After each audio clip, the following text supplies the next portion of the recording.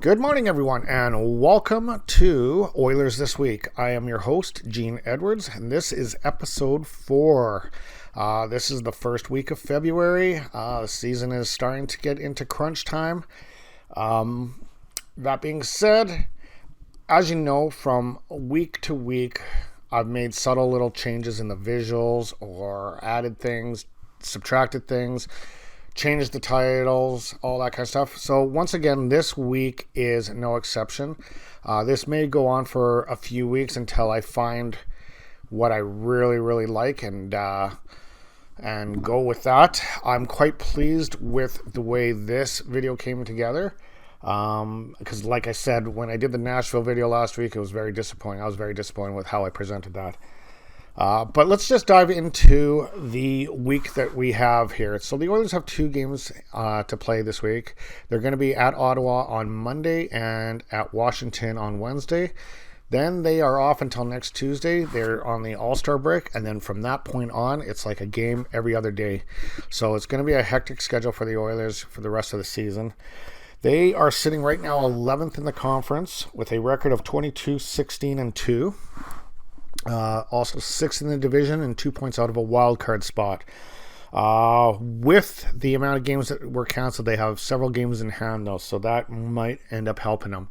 They are playing much better right now, as they are on a 4-game winning streak, and we will see how this week goes for them.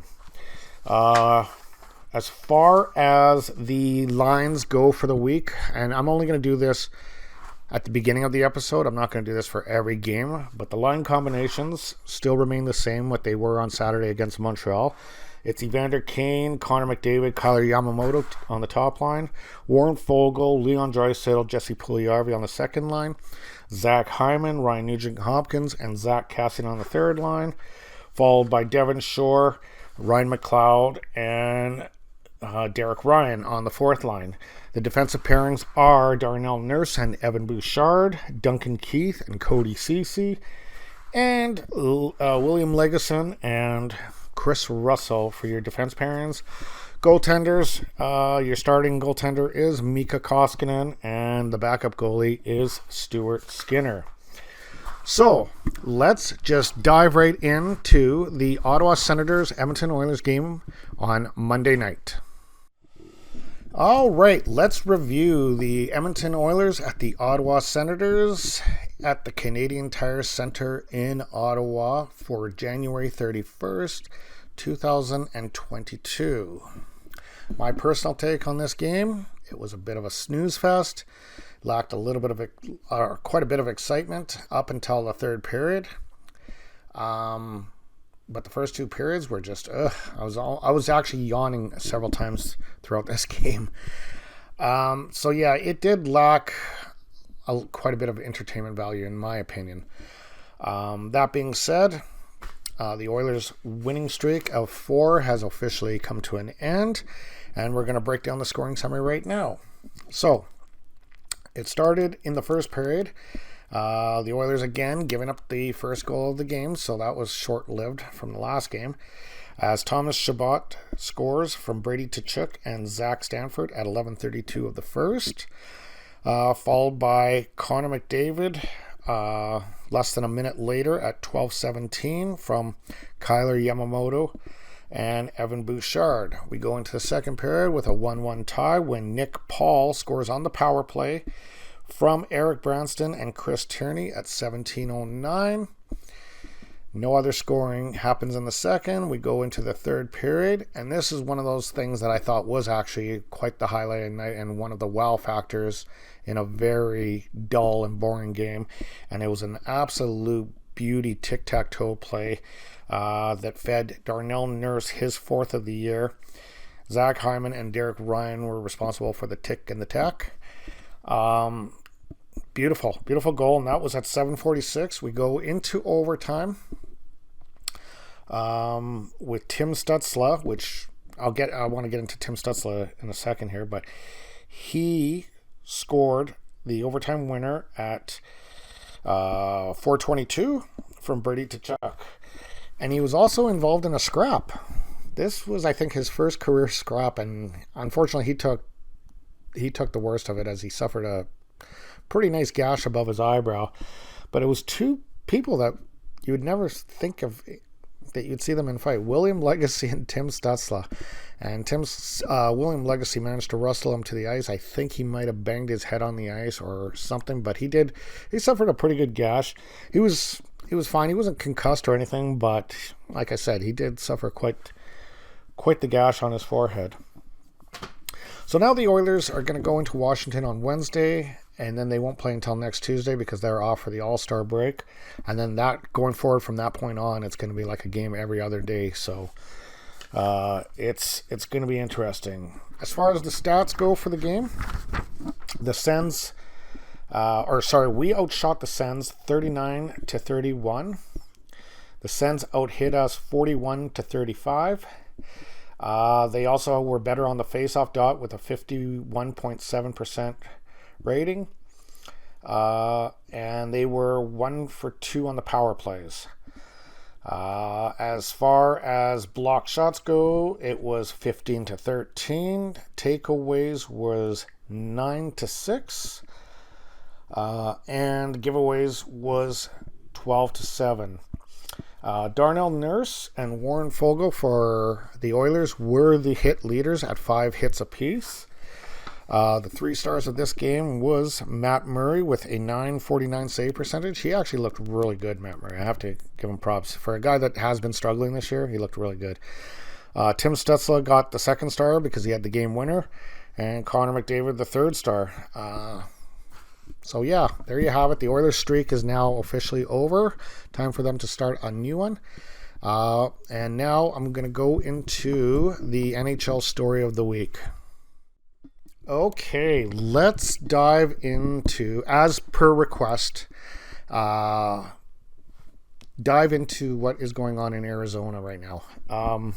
I have enough time this week to do a quick little comment on it. Maybe I'll start putting NHL news in future ones. It just depends how busy the Oiler week is. And it's going to be busy going forward as they're playing probably every other day now. But anyway, let's dive into the Arizona Coyotes situation. This is something of mass proportions when it comes to a failure. And Gary Bettman, for whatever reason, is hanging on to this team for dear life. I don't have an explanation for it. They've been a problem ever since they came into the league coming from Winnipeg. So the latest headache coming out of Arizona now is their current arena is the Gila River Arena in Glendale. It's an 18,300 seat arena. They were failing to pay their bills and nearly got evicted mid-season this year. However, they were able to get all their bills caught up. However, Glendale says enough is enough. They don't want them in that arena next fall when they start the 22-23 season. So they are basically being evicted out of that arena. So they are working on a temporary solution. It's still not official, and they better get it official fast because they need to do some renovations on this place. Currently, they are in talks with ASU, Arizona State University, to use their facility, which is a 5,000-seat facility, for the next 3 years is what they're estimating. Okay, until they can, which they still don't have an agreement on, build a new arena in 3 or 4 years. So it's very interesting, this whole thing. So, as per NHL standards, for the collective bargaining agreement, Article 34, they need to retrofit this arena so that at least the visiting team, at the very least, the visiting team has access to weights, training. It has to be up to a certain standard by the NHL. This renovation is estimated to cost $10 to $15 million. Okay, it's also going to reduce. They're figuring it may reduce the crowd size to 3,200. Okay, so Okay, so or it could go as high as 3,200. I'm not going to state it will be, but it could go as low as 3,200. So put this into perspective. If they're lucky enough and draft Shane Wright first overall, Shane Wright plays for the Kingston Fanatics at the Leon Center, which has a seating capacity of 6,700. Okay? That's his OHL team. That's his junior team. He is going to start his professional life and play in arena for potentially the next 3 years of his career in a arena that seats less than half of that. If it goes down to 3,200, it's about 47% of the capacity he is currently playing in. Wow, what a way to start off. It's an amazing story. Like, this team has been a problem for so long. When is Bettman going to just say enough is enough? Anyway, here's a QR code. You can watch the Steve Dangle podcast. They dive right into it. Yeah, it's crazy. Anyway, let's go on to the Oilers and Washington Capitals game review. Wow, that was fun to watch. That has been the most entertaining game I've seen out of the Edmonton Oilers this whole season. It came on the rebound of two games that were absolute snooze fest. Maybe they read reviews in the paper or something, but I'll tell you what, this game had it all. This game had hits, this game had scoring, this game had bite, this game had intensity. This game is one of those games that it turns non-hockey fans into hockey fans. So let's get into it. Let's dive right into it. The Oilers started out flying right out of the gate, scoring 3 quick goals within 5 minutes. That caused Samsonov to get the yank very early in the game. In comes Copley, who stood on his head for most of the game after that. Koskinen, another great effort tonight. For some reason, I think after the team stood up from that Jim Matheson meeting with Draisaitl and that, and how the team stood together, Koskinen has played extremely well from that point on. And the team is very supportive towards him and showing that support, which is awesome to see. Like I said, there was lots of hard hitting.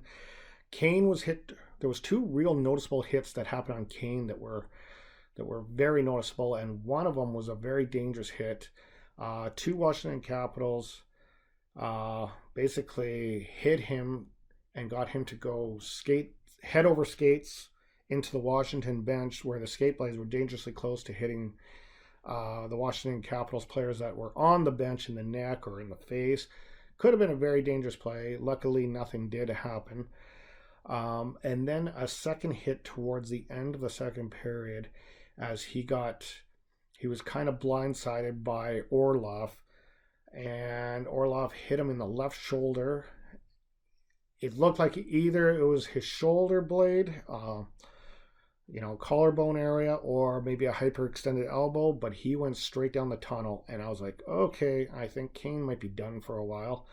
Luckily, he wasn't. He came back in the third period, no worse for wear. And in the third period, about 7 minutes in, Connor McDavid got absolutely smashed, like a absolutely propelled him. Like, it was a brutal hit. Kane goes in to try to answer, and that was on Hathaway. Hathaway was the one who did the hit. Kane goes and tries to start up something with Hathaway for that hit. Nothing developed. A few plays later, Zach Kassian tried to answer the bell to it. But yeah, McDavid got freight trained. Like, there's no better way to put it. Absolutely freight trained. So the game continues on. Washington managed to rally, and they get the game all tied up. Towards the end of the third period, the Oilers take a penalty, and I'm like, oh no, there was 4 minutes and 22 seconds left, I think, at the time when this penalty was taken. They get a shorthanded goal. and then an empty netter and win this game 5-3. Beautiful piece of work. Beautiful piece of work. So let's dive into the scoring summary of this game. We just got to get, okay, here we go. Okay, so the very first goal was by Edmonton. So the very first 3 goals were Edmonton. So Edmonton's Leon Draisaitl gets his 32nd of the year from Ryan McLeod and Cody Ceci at 1:30.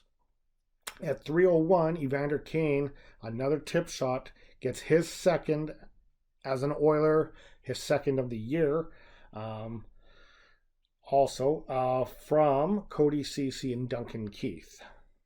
Beautiful tip shot, and it went over Samsonov's. I think it went in between Samsonov's legs. Then it was Connor McDavid getting his 23rd on the power play at 5:07 from Ryan Nugent-Hopkins and Leon Draisaitl.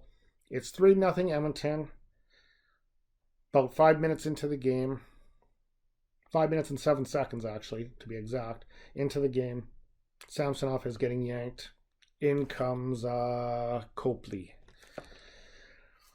Then Lars Ulmer responds back for the Washington Capitals at 7:36 from a former Oiler, Justin Schultz, which I think everyone in Edmonton remembers Justin Schultz. He was basically booed out of Edmonton.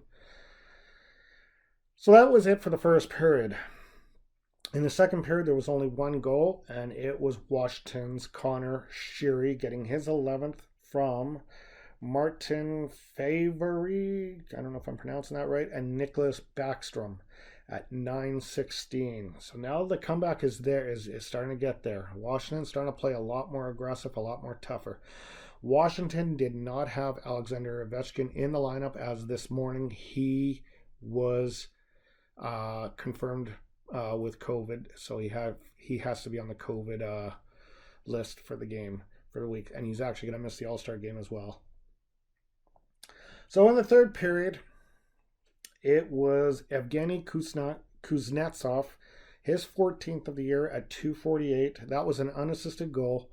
We have a 3-3 game now.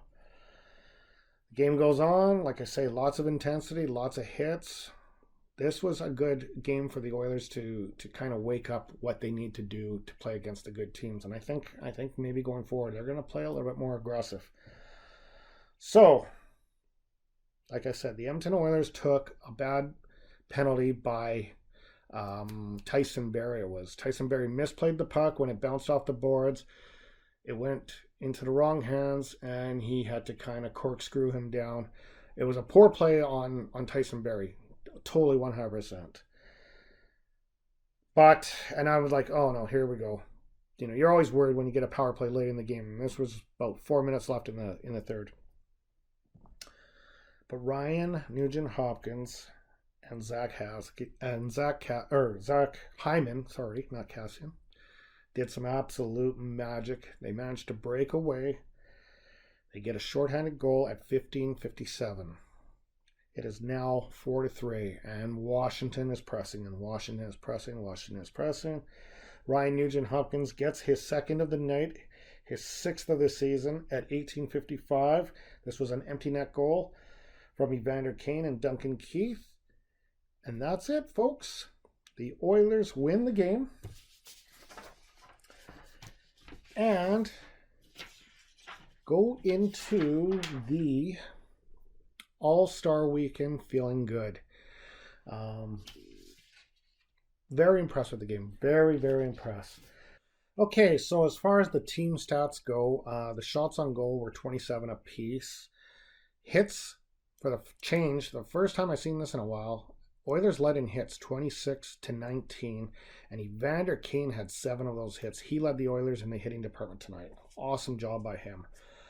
For faceoffs, Capitals were a little bit better on the dot, winning 28 to our 25. Power play opportunities, they had 3, we had 1. They didn't score on any of theirs, and we did score on the 1 power play we had. So we were 100% for the power play, they were 0%. They also didn't register Again, I'm going to mention that they didn't register a single shot on their power plays. Um, we had one shorthanded goal to their none. Total penalty minutes, or total penalties was 3-1 for the Oilers. Block shots was 14-13 for the Oilers. They were better at the takeaways, and they were better at takeaways at 10-8, and also led in the giveaways at 13-7. But at the end of the day, the one stat that really counts is the fact that we beat them 5-3. Just an amazing game. The stars of the game was Ryan Nugent-Hopkins, 2 goals, 1 assist. Leon Draisaitl, 1 goal, 1 assist. And Evgeny Kuznetsov with a goal. Anyway, awesome job. Awesome job. This is what I like to see. So that's a wrap for the week. They have no more games for the rest of the week. They are now off for the All-Star break, but return next Tuesday. So next week they're all home games. Next Tuesday they face the Golden Knights. Wednesday they're facing the Blackhawks, and next Friday they are doing the makeup game with the New York Islanders. That game was actually was postponed because of the COVID issues that they were having back in December. Other than that, I am out. I am done for this week, and we will see you next week on Oilers This Week. Okay, so let's discuss the NHL All-Star Weekend. The festivities will commence this Friday with the skills competition. I think it's topped off on Sunday with the All-Star game or 3-on-3 competition or what have you. That's why I'm wearing my rock and roll band shirt. It's the most festive shirt I have, so it's a festivity shirt, so to speak. So let's discuss the All-Star game. So for years, the All-Star game has been labeled kind of gimmicky. A lot of the true All-Stars don't want to attend. They're being replaced by guys that are not really All-Stars. They pick a person from every single team, and some of these teams just are horrible this year. It's just, I don't know how they do it. I think they should pick the best players in the league to do it. And if your team isn't represented, blame it on your GM. Get your GM to start making some good moves and some good trades and drafting some good players. That being said, before we dive further into it, I want to go over last week's question. And last week's question, now that Evander Kane has officially signed with the Edmonton Oilers, what will be the fate of the team this year?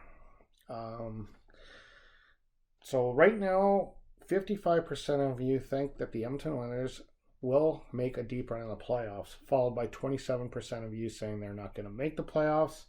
9% have answered both out in the first round and win the Stanley Cup. So this is only based off of 11 votes. So come on, guys, get your votes in there. It'd be nice to see a better result. Okay, so let's go through each division and who's going to be on the teams. Okay, so we're going to start with the Metro. And I'm just going to say the last name. I'm not going to say the team that they're on because I'm covering all these names. This segment will take forever if I go into detail about it. So for the Metro, you got Aho, Giroux, Gunsel, Hughes, Kuznetsov, Kreider, Ovechkin. Oh, sorry, Ovechkin was actually deleted because he's in COVID protocol. His replacement is Tom Wilson. There you go. This is what I'm talking about players that are not exactly all-stars attending. You got Pelech, Werenski, Anderson, and Tristan Jarry topping off the Metro. In the Atlantic, you got Bergeron, Huberdeau, Larkin, Matthews, Stamkos, Suzuki, Brady Tkachuk, Dahlin, Hedman, Campbell, and Andrei Vasilevsky. In the Central, you got Kyle Connor, Dubrinket, Kadri, Kaprizov, Keller, Kyrou, pronounced that wrong. Pavelski, Josie, Makar, Saros, and Talbot. And then in the Pacific, you got Leon Draisaitl, Jordan Eberle, Gaudreau, Kempe, McDavid, Meyer, Stone, Terry, Pietrangelo, Gibson, and Demko. So that is your team as of now, as long as no COVID related stuff comes up between today's Wednesday and the weekend.